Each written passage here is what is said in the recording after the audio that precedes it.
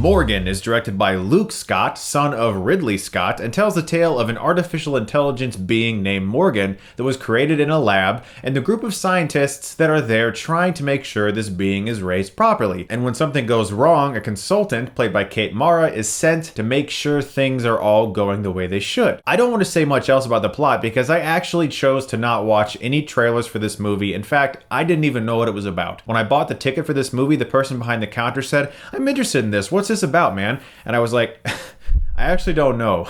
A friend of mine had said the trailer looked cool, so I decided I was just gonna not watch anything, and I went into this movie completely blind. I didn't even know what genre this movie was.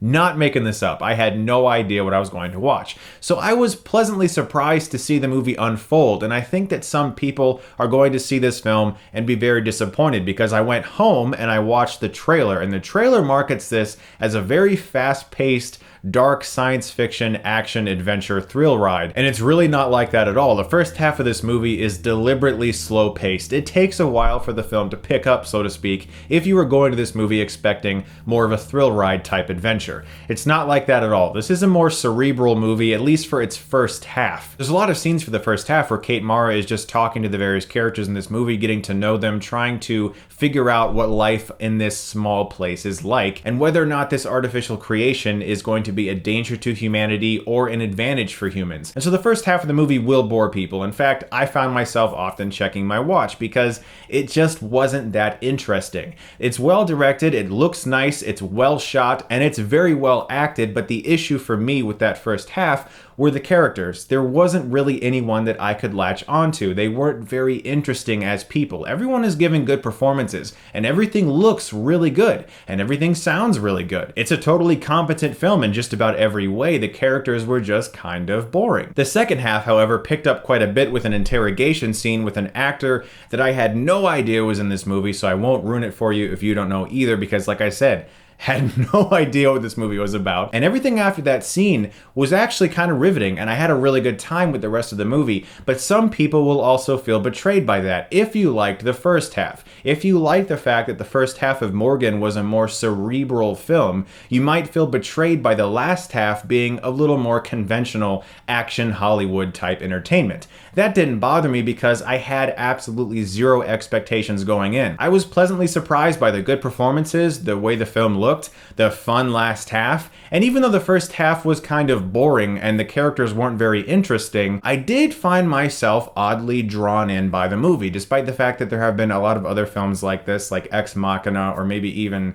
Species, I guess. This movie is fine. It could have been better. The characters could have been more drawn out, but the action sequences were exciting. I liked Kate Mara quite a bit in this film. I liked pretty much all the performances, especially from the actress who plays Morgan, who was in The Witch, and I'm looking forward to seeing her work in M. Night Shyamalan's new movie Split. But there's also going to be something that I'm going to kind of maneuver as I discuss it because I don't want to, ruin anything, but there is a reveal of sorts, and I guessed it within the first 5 minutes. Now, that isn't necessarily something I'm going to detract from this movie because since I guessed it so early on, I decided to watch the rest of the movie thinking, well, if this is what's really happening, let's just watch the movie like that's happening. And I started watching the movie like a hawk each scene, and the movie doesn't cheat.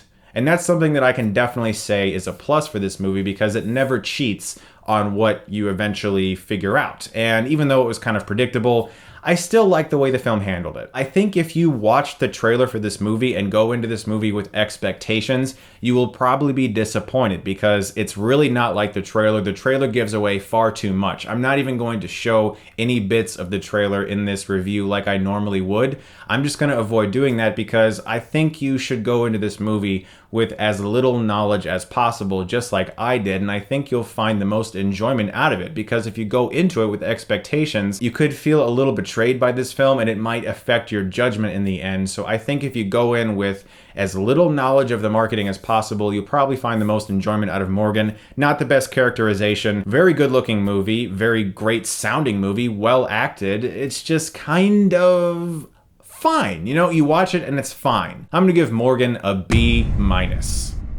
Guys, thank you so much as always for watching. Look forward very soon to my review of Book of Shadows Blair Witch 2. I can't wait to talk about that. I'm reviewing all the Blair Witch movies before the new one comes out. I'm just laughing because I never thought I'd say that. I'm gonna review Book of Shadows Blair Witch 2.